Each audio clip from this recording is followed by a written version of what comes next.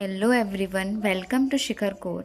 Today we will study democracy in the contemporary world. Topic Democracy Promotion. Powerful countries, especially the United States, try to spread democracy in other countries. देखो जो powerful countries थी ना जैसे कि United States and United kingdoms ये क्या चाहते थे कि डेमोक्रेसी को स्प्रेड करना अदर अदर कंट्रीज में. ठीक है. They believe just talking about democracy is not enough. इनका मानना ये था सिर्फ डेमोक्रेसी की बात करना काफ़ी नहीं है. Sometimes they should interview directly. इनका मानना ये था इनको डायरेक्ट एक्शंस लेना चाहिए नॉन डेमोक्रेटिक कंट्रीज़ के अंदर. ठीक है. मतलब पीसफुली तरीके से उनको एडवाइस दे के उनको सपोर्ट करके काम नहीं चलेगा. हमें अब डायरेक्ट एक्शंस लेना चाहिए. ठीक है. Intervention can be. अब इंटरवेंशन किन तरीके से हो सकता है तो पीसफुल हो सकता है या तो आप सपोर्ट करिए या आप उनको एडवाइस दीजिए या फिर मिलिट्री अटैक्स मतलब वॉर से हो सकता है. दो ही ऑप्शन है या तो आप पीसफुली करिए या फिर आप वॉर लाइक सिचुएशन से करिए. एग्जाम्पल देखते हैं हम इराक का. इन 1932 के अंदर Iraq became independent from Britain. 1932 के अंदर इराक इंडिपेंडेंट हो जाता है ब्रिटेन से. In 1968 a military coup happened. अब इराक के अंदर मिलिट्री कोप होता है 1968 के अंदर. Power went to the Ba'ath party. Power किसके पास जाती है बाथ पार्टी के पास जाती है जिसके लीडर कौन थे सद्दाम हुसैन इसके लीडर थे. अब इससे पहले यहाँ पे मोनार्की सिस्टम था. क्या था मोनार्की सिस्टम था. और अब यहाँ पे लीडरशिप किसकी हो जाती है सद्दाम हुसैन की.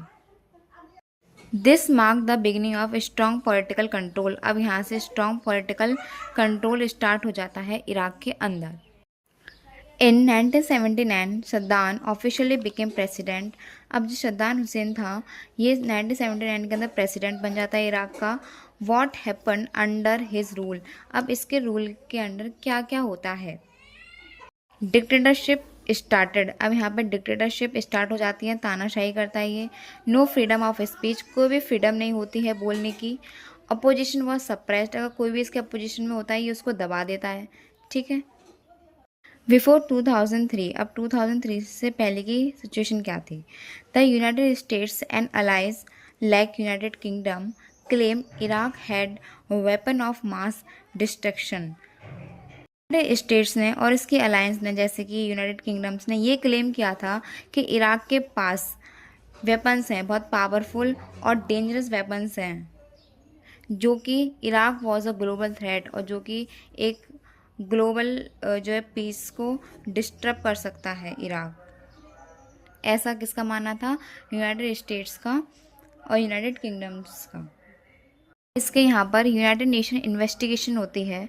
अ team from United Nation went to Iraq. अब एक टीम यूनाइटेड नेशन से इराक में जाती है और इसका रिजल्ट्स क्या था.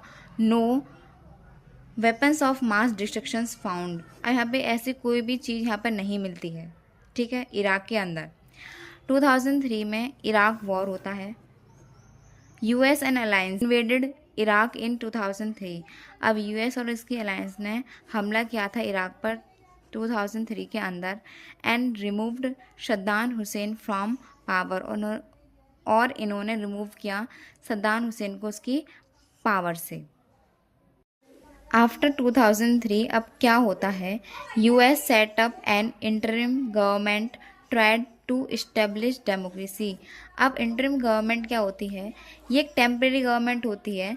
जब किसी गवर्नमेंट को हटाकर अचानक से कोई गवर्नमेंट बनाई जाए उसको बोलते हैं ये टेम्प्रेरी गवर्नमेंट होती है नॉट अ परमानेंट गवर्नमेंट जो इलेक्शंस के थ्रू इतनी जल्दी नहीं आ सकती है. ठीक है. अब यूनाइटेड नेशंस के रिएक्शंस क्या होता है इन बेसिस पर. War was not approved by United nation security council. जो वॉर थी वो अप्रूव्ड नहीं करी गई थी यूनाइटेड नेशन सिक्योरिटी काउंसिल्स के द्वारा. United nation security general coffee Annan said the war was illegal. जो सिक्योरिटी जनरल थे कॉफ़ी अन्नान ने बोला था ये जो वॉर है ये इलीगल है. ठीक है. This example raises a big question. अब ये जो एग्जाम्पल था ना इराक का इसने बहुत बड़ा क्वेश्चन अराइज किया. Can democracy B imposed by force. क्या डेमोक्रेसी फोर्स के द्वारा लाई जा सकती है? ये क्वेश्चन था। इसका आंसर क्या है? मैनी सेज नो बिकॉज, बहुत सारे लोग कहते हैं नहीं। क्यों? It causes distractions and death, जो है बहुत सारी तबाही कर देता है। ऑब्वियस सी बात है, जब वॉर लाइक सिचुएशंस होगी, जब वॉर होगा तो दोनों तरफ क्या होगी? तबाही होगी, और बहुत सारे लोगों की क्या होंगी? यहाँ पे डेथ वगैरह होंगी। की लर्निंग फ्रॉम इराक केस, अब हमने इराक के केस से क्या सीखा? वॉर कॉज्ड, अब देखो वॉर होती है तो वो क्या क्या करते हैं? डेथ्स होती हैं, ये हमने देख लिया। डिस्ट्रक्शंस भी होते हैं, तबाही भी होती है। नो रियल डेमोक्रेसी इमिडिएटली, कोई भी रियल डेमोक्रेसी ना अचानक से नहीं आ सकती है। ठीक। लैक ऑफ पीपल सपोर्ट, लोग की वहाँ पे सपोर्ट बहुत कम थी। क्यों? क्योंकि वो किसी और देश ने उनको सपोर्ट किया था। ठीक है, वहाँ के लोगों की सपोर्ट नहीं थी इतनी ज़्यादा। इम्पोर्टेंट आइडिया क्या है? Democracy should come from, democracy किससे आनी चाहिए? पीपल्स ओन स्ट्रगल, लोगों का खुद का स्ट्रगल होना चाहिए अपने देश के प्रति। ठीक है, अपने देश के लिए। पब्लिक पार्टिसिपेशन, लोग इसमें पार्टिसिपेट करें, ये भी बहुत ज़्यादा इम्पोर्टेंट है। फ्रीडम ऑफ चॉइस, और उनको चॉइस करने की खुद उनको फ्रीडम होनी चाहिए। क्या होनी चाहिए? उनको चॉइस करने की खुद फ्रीडम होनी चाहिए। ठीक है, अपने लीडर्स को, अपनी गवर्नमेंट को चॉइस करने की उनको फ्रीडम होनी चाहिए। ओके, आई होप आप सबको इतना समझ में आ गया होगा। अगर आपको वीडियो अच्छी लगे, आप लाइक करो, सब्सक्राइब करो, and thank you so much.